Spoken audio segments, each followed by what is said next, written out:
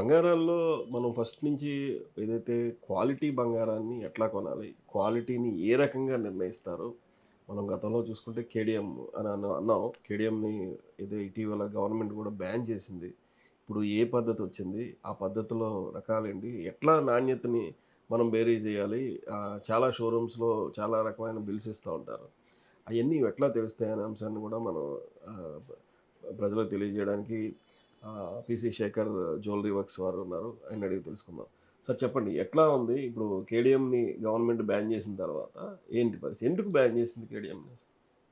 KDM అన్నది గత 20 సంవత్సరాల పైనుంచి ఉన్నదే. అదేదైతే ఆ కాడ్మియం అనే మెటల్‌ని యూజ్ చేసి ఆ గోల్డ్ ఆర్నమెంట్స్ తయారీలో వాడతారో, దానివల్ల క్యాన్సర్ వస్తుంది అన్నది వరల్డ్ హెల్త్ ఆర్గనైజేషన్ ఇచ్చినటువంటి ఒక అంశం మీద మన భారతదేశ ప్రభుత్వం ఆ కేడియం అనేది ఆ గోల్డ్ ఆర్నమెంట్స్ తయారీలో వాడకూడదు అని చెప్పడం చేత ఇప్పుడు హాల్మార్క్ అనేది వచ్చింది. దానికి దీనికి ఉన్న డిఫరెన్స్ ఏంటంటే గోల్డ్ తయారీలో ఆ ఏదైతే ఆ ఆర్నమెంట్‌కి మధ్యలో జాయింట్ చేసే ప్లేస్‌లు ఉంటాయో, ఆ ప్లేసుల్లో ఈ కేడియం అనే మెటల్‌తో కలిపి ఆ 916 గోల్డ్‌ని ఆ జాయింట్‌కి వెల్డింగ్ ప్లేస్‌లో వాడేవారు. అది రేపొద్దున కరిగించేటప్పుడు 1% గాని, 2% గాని డిఫరెన్స్ వచ్చేవి. ఇప్పుడు హాల్మార్క్ రావడం చేత కస్టమర్స్‌కి అటు క్యాన్సర్ బారిన పడకుండా, అలాగే గోల్డ్ ఆర్నమెంట్స్‌లో ఆ 1% కూడా లాస్ అవ్వకుండా, వాళ్ళు నష్టపోకుండా ఈ యొక్క హాల్మార్క్ క్వాలిటీ అనేది ఏదైతే ఉందో ప్రెజెంట్ 100% కూడా ప్రజలకు ఉపయోగకరంగా ఉంది.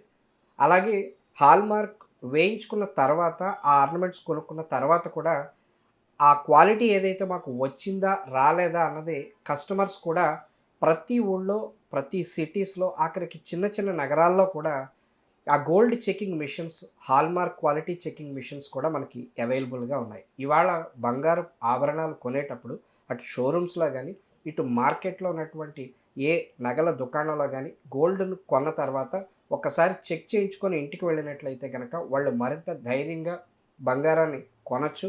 బంగారం కొనే ఆలోచన కూడా మరింత దృఢంగా పెట్టుకోవచ్చు. ఈ హాల్‌మార్క్‌లోనే ఈ నంబర్స్ వస్తున్నాయి. ఏదో కోడ్స్ ఇస్తున్నారు. అవి అవును. ఏంటి?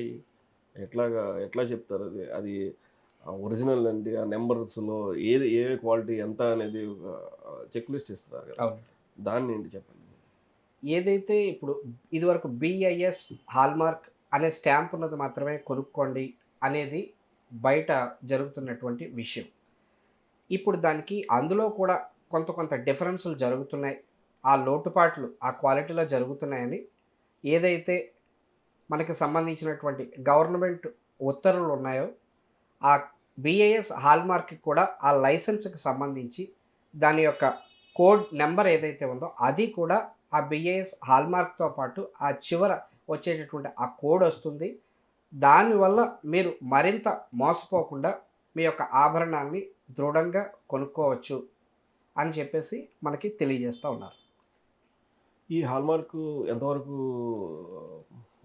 చెప్పొచ్చు? ఎందుకంటే ఇప్పుడు పెద్ద పెద్ద షాప్స్‌లో హాల్‌మార్క్. ఇప్పుడు మీ దగ్గర హాల్‌మార్క్ అంటే ఎట్లా ఇస్తారు?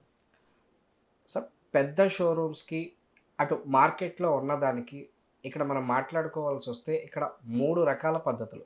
ఒకటేంటంటే ఎక్కువ గోల్డ్‌ని పెట్టి, ఎక్కువ మంది స్టాఫ్‌ని పెట్టి, పెద్ద పెద్ద భవనాల్లో బడా బ్రాండెడ్ షోరూములుగా వ్యాపారాలు కొనసాగించేది ఒక పద్ధతైతే, అలాగే చిన్న చిన్న షాప్స్‌లో గత కొన్ని తరాల నుంచి బంగారం వ్యాపారాల్ని కొనసాగిస్తున్నటువంటి ఒక పద్ధతి వాళ్ళుంటే, మరొక చోట ఈ కార్ఖానాల్లో కావచ్చు, ఇంటి దగ్గర కావచ్చు, పూర్వం నుంచి వంశపారంపర్యంగా తమ తండ్రుల దగ్గర నుంచి, తాతల దగ్గర నుంచి కూడా ఆ గోల్డ్ వర్క్ ఏదైతే ఉందో, ఆ వర్క్ చేసేటటువంటి ఆ స్వర్ణకారులు ఆయా కాస్త తరుగు మజూరీలు కాస్త కాస్త డిఫరెన్స్‌తో తయారు చేసి ఇచ్చేటటువంటి పద్ధతి ఉన్నవాళ్ళు ఒకళ్ళు.